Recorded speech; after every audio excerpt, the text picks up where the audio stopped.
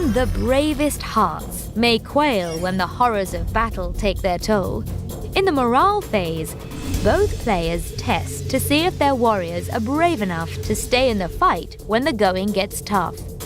The morale phase is split into two steps: making morale tests and checking unit coherency. In the morale phase, every unit that has had one or more models destroyed during the turn must take a morale test.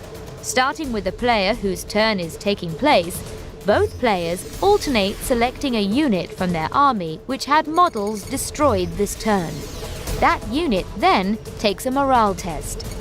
If one player has no more units left needing morale tests, their opponent continues taking morale tests for their remaining units one at a time. To take a morale test, roll a d6 and add the number of models from the unit that were destroyed this turn.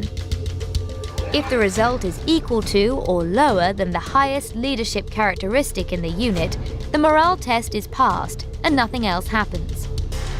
An unmodified roll of a 1 is always a pass, regardless of the total result. If the result exceeds the unit's highest leadership characteristic, the morale test is failed, and one model flees the unit. The player making the test decides which model flees. It is removed from play and counts as having been destroyed. The remaining models must then take combat attrition tests. To take a combat attrition test, roll a d6 for each remaining model in the unit. Then, subtract 1 from each roll if the unit is below half its starting model count. For each result of a 1, another model flees. The controlling player chooses which models to remove, and they count as destroyed. So, to recap, this unit of 10 Necron warriors lost 6 models to shooting, then 1 model for failing its morale test, and a further 2 models from combat attrition, leaving only 1 Necron warrior in the unit. Unit coherency checks. Remember how we've mentioned throughout these videos that it's important to keep the models within your units in unit coherency?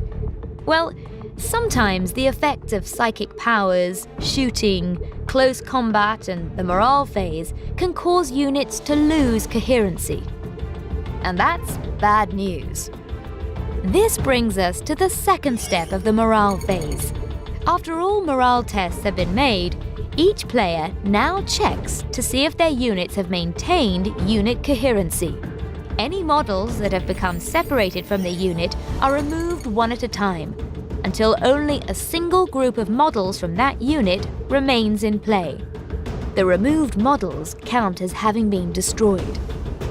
As you can imagine, this can be quite devastating for your force, so always be careful when you're allocating attacks to your models. Finally, as you play more games of Warhammer 40,000 and your army expands, you may end up with some special rules that trigger when a particular model is destroyed. It is important to note that models removed from the battlefield because of morale tests, combat attrition, or unit coherency checks do not trigger these special rules. Once these steps are completed, the player's turn is over. If their opponent hasn't had their turn yet, they now begin with their own command phase. If they have, the battle round is over and a new battle round begins. You've now learned the basics of how to play Warhammer 40,000. A galaxy of warfare awaits.